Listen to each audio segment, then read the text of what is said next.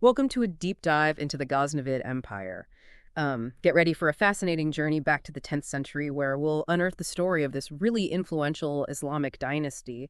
We'll explore, their rise from humble beginnings, their legendary leader, Sultan Mahmud, and the factors that eventually led to their decline. What's captivating about the Ghaznavids is that they didn't just, conquer vast territories. They also cultivated like a vibrant cultural scene. It's this intriguing blend of military might and intellectual patronage that makes their story so compelling. Exactly. So to kick things off, let's set the stage.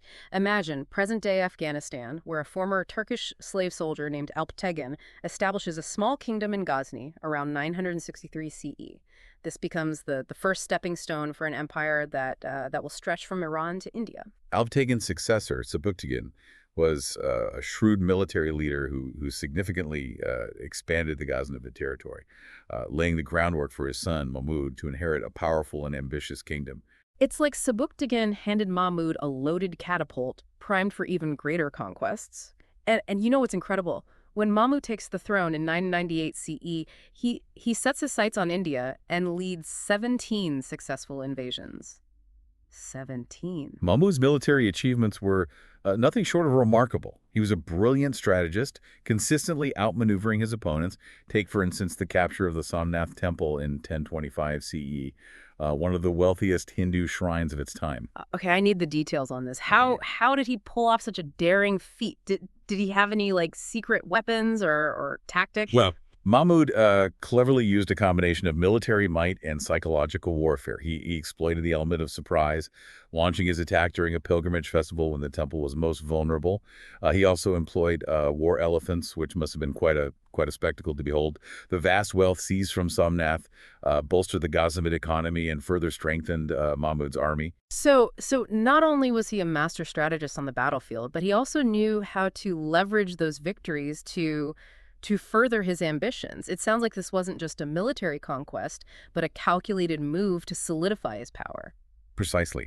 And it's important to note that Mahmud's conquests weren't limited to India. He expanded the Ghaznavid Empire into Iran and Central Asia, firmly establishing Ghazni as a major power center in the Islamic world, rivaling even Baghdad at its peak. He sounds like the ultimate power player, expanding his influence in all directions. But what I find truly fascinating is that he wasn't just a conqueror, he was also a patron of the arts and sciences. His court in Ghazni attracted brilliant minds from across the Islamic world, transforming it into a vibrant hub of intellectual activity. You're absolutely right. And this is where we encounter the intriguing duality of Sultan Mahmud, the warrior king who could appreciate the finer things in life.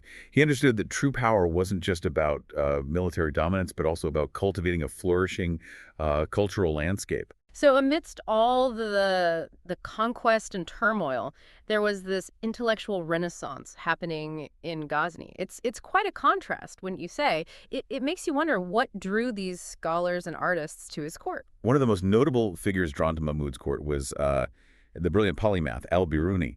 You see, al-Biruni was deeply interested in Indian culture. He studied everything from their languages and religions to their scientific advancements.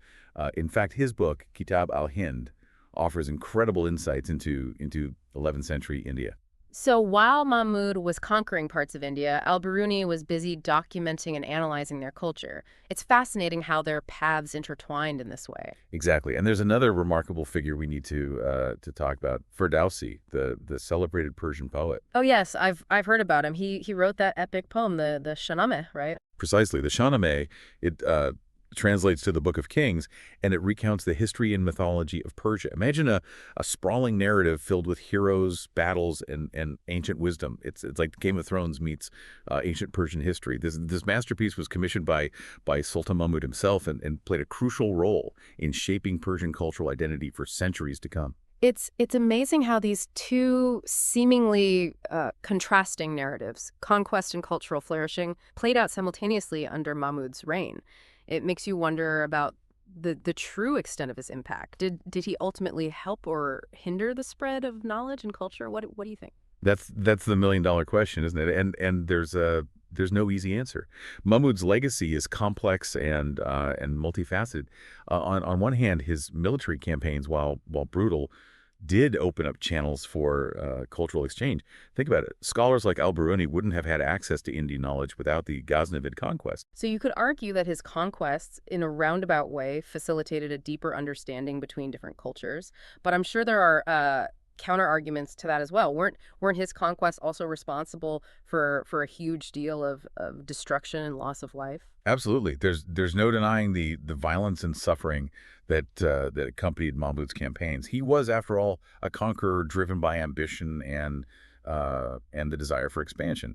The the capture of Somnath, for instance, was a significant blow to the Hindu Shahi dynasty, a kingdom that had ruled over parts of northwest India for centuries. Their power dwindled following Mahmud's repeated invasions. So there's this undeniable tension between the cultural advancements that occurred under Mahmud's rule and the destruction caused by his conquests. It's like two sides of the same coin. Exactly, and this tension is reflected in the historical debates surrounding his legacy. Was he a force for progress or a destructive force? Did his patronage of the arts genuinely stem from a love for knowledge, or was it simply a way to legitimize his rule and enhance his prestige? These are questions historians continue to debate, and I imagine there are no easy answers. It's like trying to solve a historical puzzle with missing pieces. But perhaps that's what makes studying history so compelling. It challenges us to think critically and grapple with ambiguity. I couldn't agree more. And speaking of Mahmud's impact, we need to consider his role in the spread of Islam. His conquests, particularly into India, played a significant role in introducing and establishing the faith in new regions. That's an important point. Right. But did this expansion of Islam occur primarily through peaceful means, or was it largely a result of forced conversions? I'm curious to know how this process unfolded. Well, the spread of Islam under the Ghaznavids was a complex process. It wasn't just about military conquest.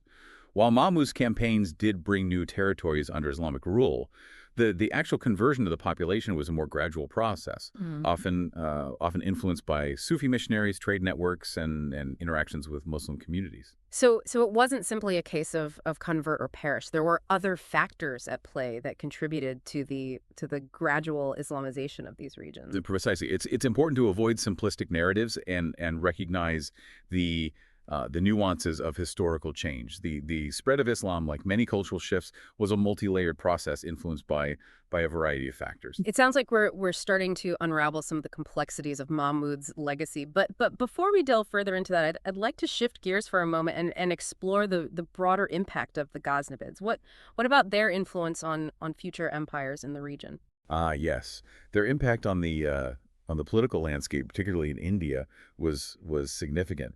Think of the Ghaznavids as setting a precedent for Islamic rule in India, paving the way for later empires like the Delhi Sultan and the Mughals. So they weren't just conquerors who amassed wealth and territory. They also laid the foundations for future dynasties. What specific aspects of their rule influenced these later empires? Their methods of governance, military organization, and even their approach to cultural integration became models for subsequent dynasties. Take, for instance, their administrative structure. The Ghaznavids established a centralized bureaucracy that proved effective in managing their vast empire. This model was later adopted and adapted by the Delhi Sultan, allowing them to consolidate their power and expand their control over northern India. So the Ghaznavids weren't just shaping the religious landscape of the region, but also influencing the political structures that would emerge in the centuries to come. It's like they planted the seeds for a new era in Indian history. That's a huge analogy. And speaking of cultural influence, let's not forget the impact of their patronage on both Islamic and Persian culture. The vibrant intellectual scene they fostered had ripple effects that extended far beyond their reign. Right. We've already touched upon al-Biruni and Ferdowsi, but I'm sure there were countless other scholars, poets, and artists who benefited from Ghaznavid patronage. What were some of the lasting contributions of this cultural flourishing? Well, their patronage led to advancements in various fields, from astronomy and mathematics to literature and architecture. Think about the exquisite Ghaznavid architecture, for example. Their mosques, Palaces and mausoleums showcase intricate designs and innovative building techniques that influenced architectural styles across the Islamic world. So they weren't just patrons of knowledge, they were also patrons of beauty and craftsmanship. It seems like their influence seeped into every aspect of life, from the intellectual to the aesthetic. Exactly. And it's important to note that this cultural flourishing wasn't limited to a single ethnic or religious group. The Ghaznavid court welcomed scholars and artists from diverse backgrounds, fostering a truly cosmopolitan atmosphere. This open and inclusive approach contributed to the rich tapestry of Ghaznavid culture. It sounds like a fascinating period of cultural exchange and innovation, a melting pot of ideas and artistic expression. But of course, even the mightiest empires eventually crumble. What were some of the key factors that contributed to the decline of the Ghaznavid Empire? Well, a combination of internal and external pressures led to their eventual downfall. One major factor was the rise of the Seljuk Empire, a powerful force that emerged in Central Asia in the 11th century. The Seljuks posed a significant threat to the Ghaznavids, gradually chipping away at their territory and weakening their hold on power. So external pressure from a rising power played a role, but Right. but were there any internal weaknesses that contributed to their decline? Yes, internal strife also played a part. Following Mahmud's death in 1030, succession disputes and power struggles weakened the empire from within. His heirs lacked his military prowess and political acumen, leading to a period of instability and decline. They simply couldn't maintain the vast empire that Mahmud had built. So it was a combination of external threats and internal weaknesses that ultimately brought about the end of the Ghaznavids. It's a familiar story in the annals of history. Empires rise and fall, often succumbing to the same internal and external pressures. Indeed. And in the case of the Ghaznavids, their final blow came in 1186 when Lahore, their capital, fell to the Ghurid Empire, marking the end of their rule. It's a reminder that even the most powerful empires are not immune to the forces of history, but even though their reign ended, their impact continues to resonate, doesn't it? It seems like we've only just scratched the surface of their legacy. Absolutely. We've explored their conquests, their cultural contributions, their role in spreading Islam, and their impact on future empires. Yeah. But the question remains, how should history ultimately remember Sultan Mahmud and the empire he forged? That's a question that has lingered throughout our, deep dive. How do we reconcile the seemingly contradictory aspects of Mahmud's reign, the military brilliance, the brutality, the cultural patronage? It's like trying to fit together pieces from different puzzles. It's a testament to the complexities of history, wouldn't you say? We can't simply label historical figures as heroes or villains. Their lives, their actions, and their legacies are often a mix of light and shadow. And Sultan Mahmud is a prime example of this. Exactly. When we consider Mahmud's impact, it's clear he left an enduring mark on the world. He expanded the frontiers of Islam, laid the groundwork for future empires, and fostered a vibrant cultural scene that influenced both Islamic and Persian traditions. But we can't overlook the violence and destruction that accompanied his conquests. Precisely. And it raises an important question for you to consider.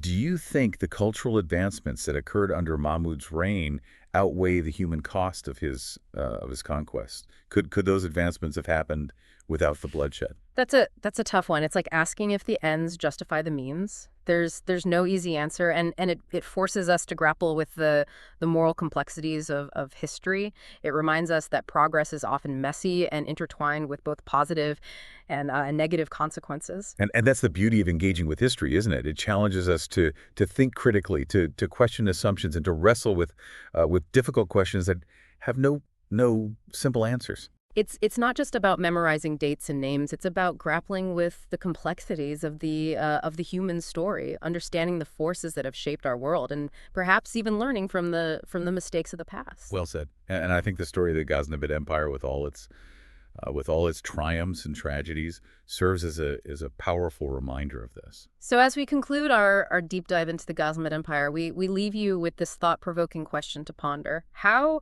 do we reconcile the advancements of a society with the actions taken to achieve them? We encourage you to continue exploring, to keep asking questions, and to keep seeking a deeper understanding